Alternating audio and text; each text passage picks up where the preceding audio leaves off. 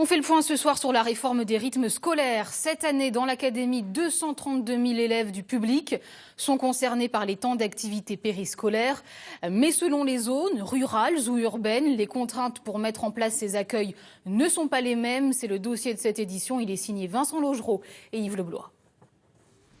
À Warville, 527 habitants en Eure-et-Loire. Du sport est proposé aux 45 enfants qui participent aux activités. 100 € par an et par enfant. Les autres jours de la semaine, ce sont des activités gratuites proposées par la garderie qui existait déjà avant. La communauté de communes de la Beauce-Vauvéenne a mis en place ces tapes pour les 15 communes pour un coût de 40 000 € par an. Une charge énorme, d'autant plus que le fonds de soutien de l'État de 50 € par enfant ne sert pas qu'à financer les activités.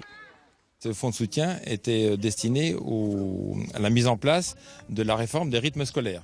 Il n'y avait pas que l'État à financer. Par exemple, sur notre communauté de communes, et rien que l'effet transport, c'était un coût de 75 000 € de dépenses supplémentaires pour un jour de transport supplémentaire qui est le mercredi matin.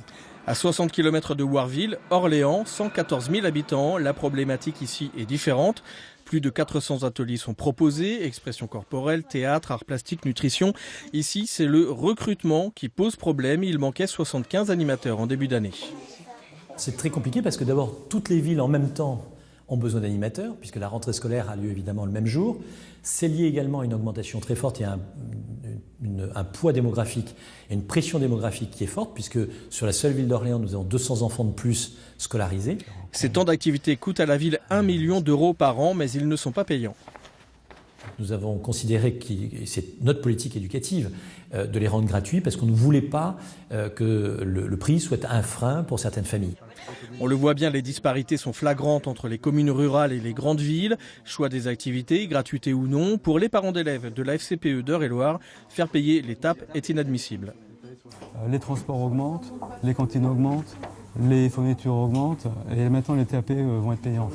Il faut quand même voir aujourd'hui que les parents ils supportent des coûts. On dit la FCPE défend l'école gratuite et laïque. La gratuité, on sait que c'est loin d'être gagné.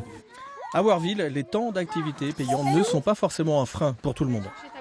La communauté de communes ne peut pas tout nous apporter. À nous d'y mettre d'une autre, quoi. Sortie de l'école, elle est plutôt satisfaite et à chaque fois nous fait un retour plutôt positif. Qu'elles soient rurales ou non, les communes ne sont pas seules pour la mise en place de ces temps d'activité périscolaire. Elles travaillent en liaison avec les associations éducatives, les parents d'élèves et les services du rectorat dans le cadre des projets territoriaux éducatifs.